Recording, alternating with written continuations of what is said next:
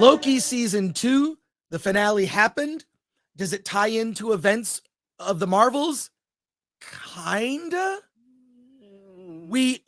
Okay, Alan, you saw it. Effectively, what happens in the episode, I'll give you the brief synopsis because it's so convoluted, none of it makes sense.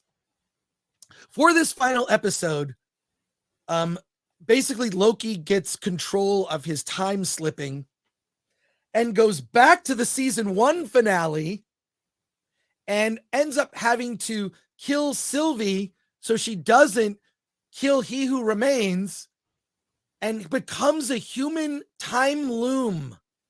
As a god, he is now, because the loom failed, right? So he goes back to a few episodes ago of Loki season 2 and tries to get, what's his name? Victor Timely, which is another Kang variant, to like fix things. And after centuries of studying all of this stuff, figures it out. That doesn't work. He goes back to the season 1 finale. All of this would be clever if I cared, except that I don't. And then it ends up, spoilers, by the way, spoilers. It ends up that Loki has to become a human time loom, effectively holding the different time branches together. And then it cuts to this little epilogue where it's the TVA and they all get along, and it's all like it's all dialogue about working in an office. Hey, save me a seat for the meeting. Hey, I got this. Here are these reports. And everybody gets along in an office and everybody's happy. It's the biggest waste of time. And I have said this repeatedly. All of the Disney Plus Marvel shows are the inconsequential events that are irrelevant, and they happen in between the movies, and that's it. It is like, and look, comic nerds will know about this. There are sometimes they will do a prequel comic to a movie, and you don't need to read it because none of it matters. There were prequel comics to things like Star Trek movies and other stuff, and like they'll do like the movies coming out, and they'll do a comic that sort of sets up the events of the movie you're about to see. Even they did it with the Clone Wars. There's an episode of the Clone Wars when Genndy Tartakovsky was doing it.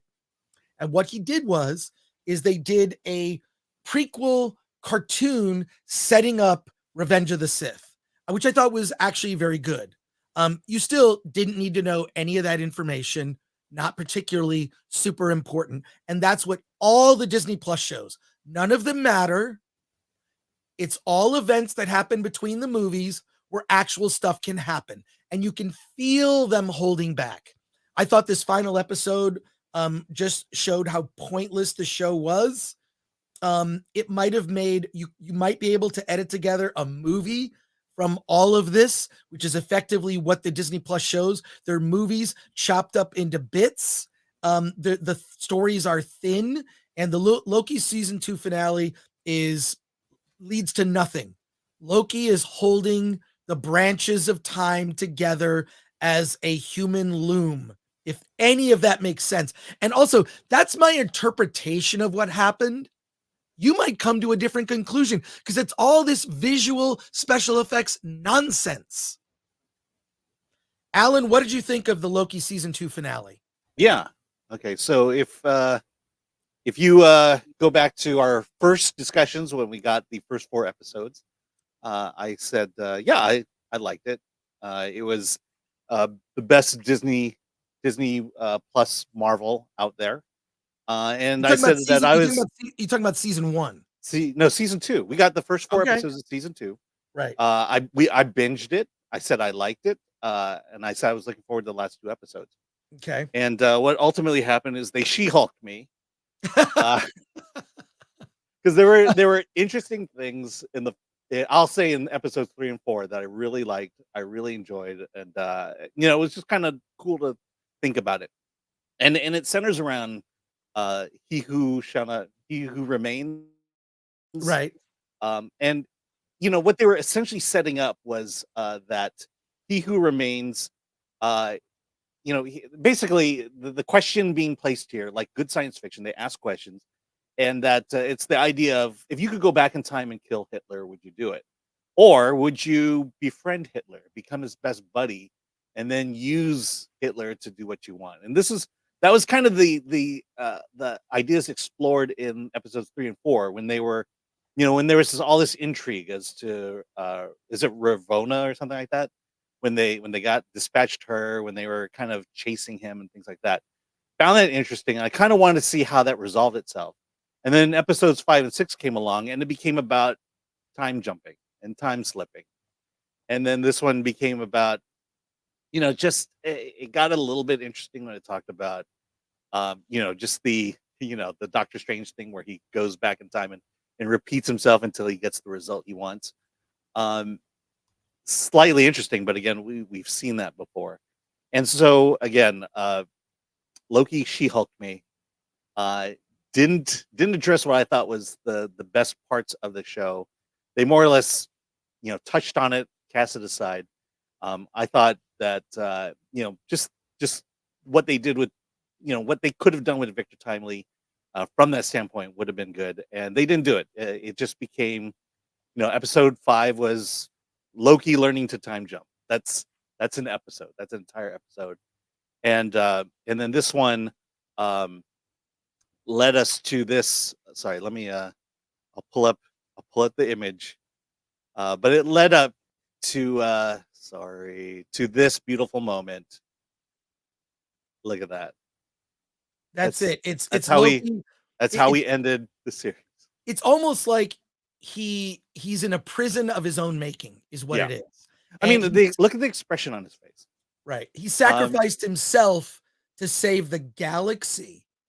But and there's a line where they just go, how long would it take me to learn all of this science? He says to Kie Kwan's character, and centuries. Yeah. And there's like decades, centuries. And it's like a title comes up, says centuries later. It's like there's no, it's meaningless. It's at a point, it's at this point, the whole show is meaningless. It didn't matter. And yeah, that's almost the final image of the show. Well, it's the final image we see of Loki. But then they go to this thing and everyone's getting along at the office. It's like a modern office. But without the humor. Without any of the humor and no inappropriate jokes. So not even when, working in a corporate office was fun, when you could make jokes and people had senses of humor. That's not what the TV. I feel like the TVA is what it's like to work at Disney. This is my theory. Okay. Write what you know. Modern writers are lacking in life experience. When you look at writers of old, they went to war. They got married and had children and raised children. They made sacrifices and had loss. And what you have is a generation of writers writing what they know. And what they know is what it's like to work in an effed up office space, which is what Loki is effectively as a TV series. I've worked in a corporate office. It's really weird and crazy things happen sometimes, and everything. And look, I just know this from, dealing with publicists over the years. Everything is super important and matters. It's the end of the world if X doesn't happen. Oh my gosh. That's Loki. That's working at the TVA. It's gotten to such extremes because I've just, look, I've worked in the entertainment industry. Everything is so important, except at the end of the day, it's not important. It's just a TV show. Relax. It got to a point where one of the studio heads of Sony put a giant banner behind his desk. He got so sick of this kind of attitude that I'm describing. He got so sick of this attitude, he put a banner above his desk that said, relax. We make shit people don't need. We make shit people don't need. And you're seeing it. What do people need? You need food to live. You need to pay your rent or your mortgage. That's it. You do not need to go see the Marvels. You don't need to subscribe to Disney Plus. You don't need it. And the more you alienate your audience, this is where we are with effectively the entertainment industry being Thanos snapped into half. That's where we are right now. So Loki season 2 to me is really an example of all the Disney Plus stuff. It doesn't matter. It just doesn't matter. It just doesn't matter. What movie is that from? Somebody knows. It just doesn't. What is it? Meatballs? It's Meatballs. Yeah. I think it's Meatballs. Yeah, that's right. It just doesn't matter. Oh my God. I love Bill Murray. All right. By the way, here, let me pull this image up real fast. But I've read comics a long time, and I've seen Loki sit on a throne, and honestly, it should have looked like this. My question This is, is what the final shot to me. This is what the final shot should have looked like.